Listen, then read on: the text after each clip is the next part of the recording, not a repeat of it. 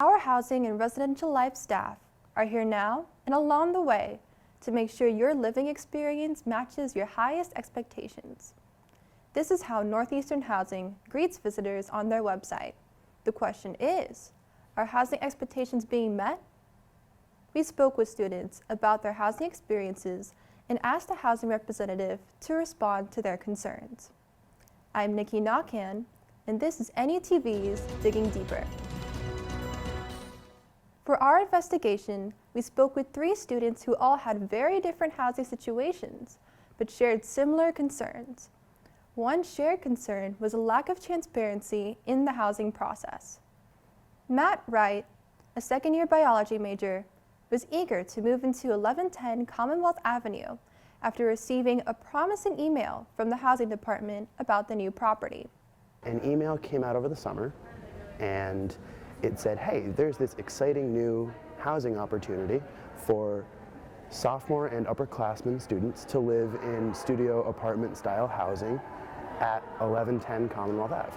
And it has hardwood floors, air conditioning, heating, fully equipped kitchen and stuff. And I was like, that sounds awesome. And I got up to the room, and what I really didn't expect was that the room is a sardine can.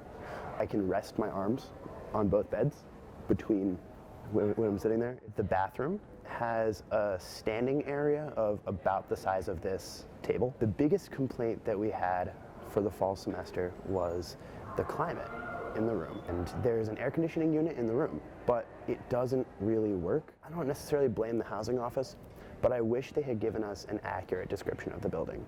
First-year Sophia Maynard was also left in the dark about her housing placement, the Midtown Hotel, where she and 60 other NUN students were placed due to a lack of bed spaces on campus.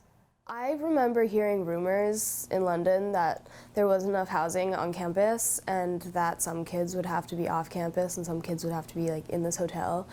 And I was just not down. I heard that and I was like, no, this is my last choice for all this. When we got to request housing and stuff, this was like my last choice. I really didn't have like any information coming in. I only had like my classes. Second-year Soraya Pierre Lewis was placed in leased housing, and she didn't hear about her housing placement until right before move-in.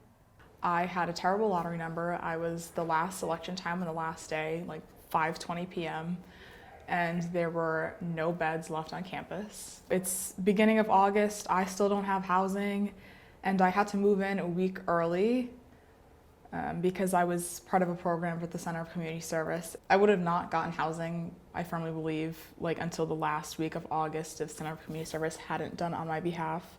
My friend is in a leased property, and she was probably the 3rd week of August that she got housing, so it was totally last minute. Our 3 sources also stated that, in some way, their housing situations were not optimal for college living. Each of them had a complaint about the housing itself, whether it be the distance from campus, the size of the room, or the safety of their accommodations. Matt's main complaint was the distance from his dorm to Northeastern. My parents were making fun of me the entire drive to the building because they were like, this is so far away from Northeastern, and I was like, no, it's fine, it's going to be okay. And they were like, yep, let's see what happens.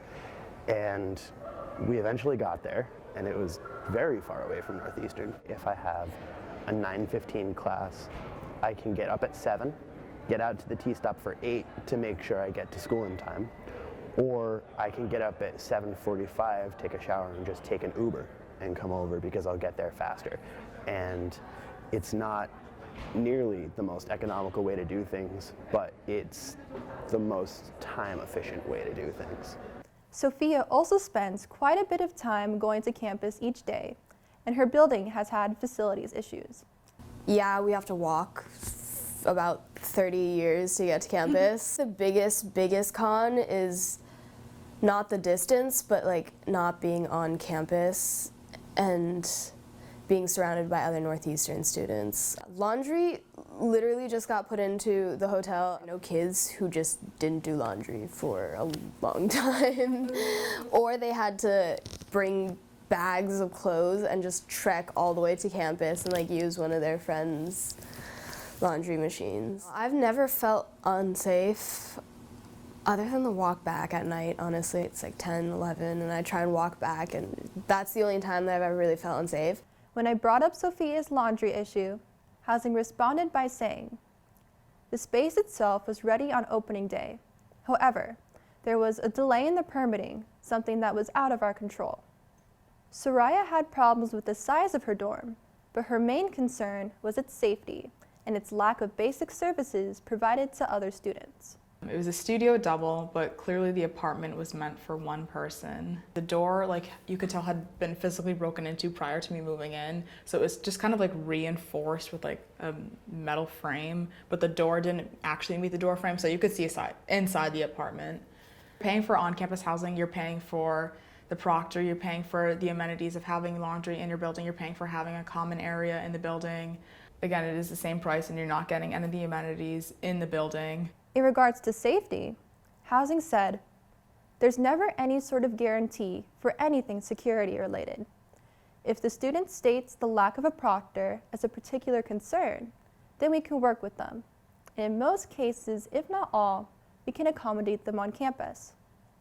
The housing department also had a lot to say about its new properties and the use of leased housing.